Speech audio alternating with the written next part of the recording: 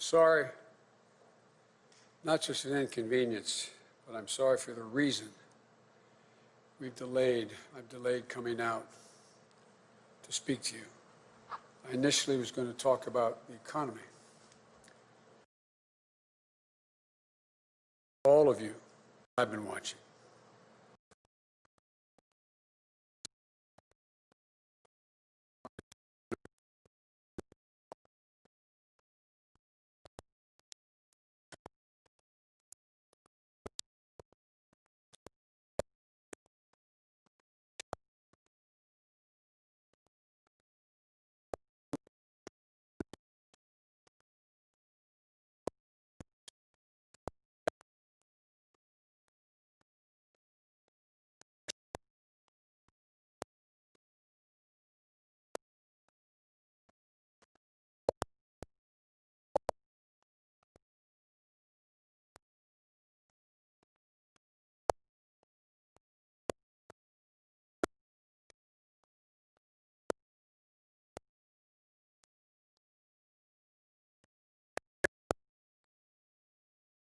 The scenes of chaos at the Capitol do not reflect a true America, do not represent our.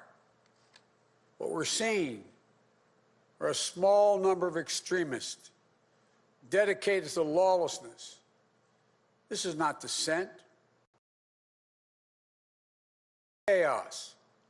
It borders on sedition, and it must end now. I call on this mob to pull back and allow the work of democracy to go forward. You've heard me say before in different contexts, the words of a president matter, no matter how good or bad that president is. At their best, the words of a president can inspire. At their worst, they can incite.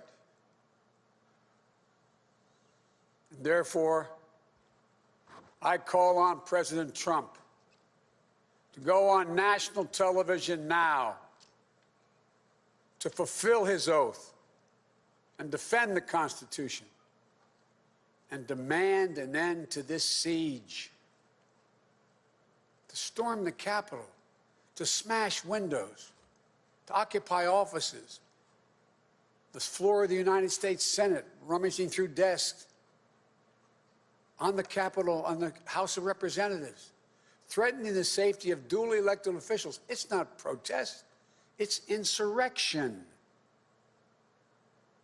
The world's watching. Like so many other Americans, I am genuinely shocked and saddened that our nation, so long the beacon of light and hope for democracy, has come to such a dark moment.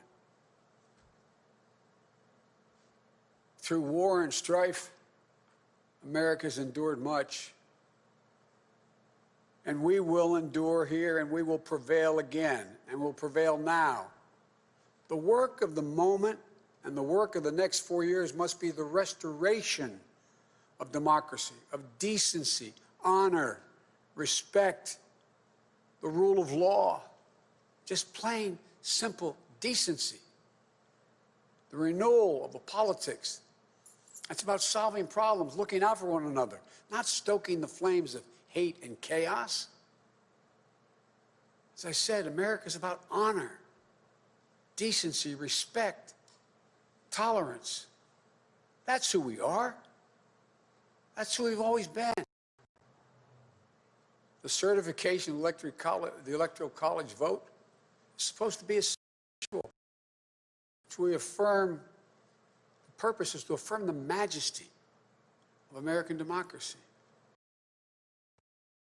A reminder, a painful one, that democracy is fragile, and to preserve it requires people of goodwill, leaders with the courage to stand up, who are devoted not to the pursuit of power,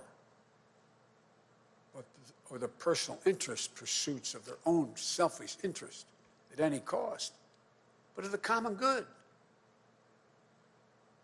Think what our children watching television is thinking. Think what the rest of the world is looking at. For nearly 2.5 centuries, we, the people, in search of a more perfect union, have kept our eyes on that common good. America is so much better than what we've seen today. Watching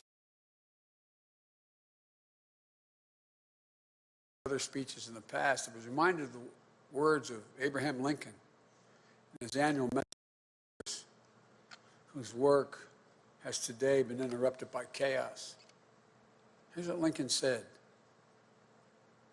He said, "We shall nobly save or merely lose the last best hope on earth." Went on to say, "The way is plain, peaceful, generous, just, a way which, if followed, the world will forever applaud and God must forever bless."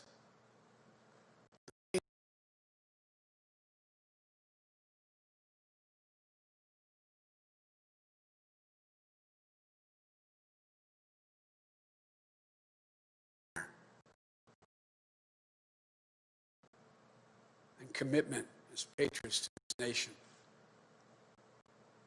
Notwithstanding what I saw today and we're seeing today, I remain optimistic about the incredible opportunities. There has never been anything we can't do when we do it together.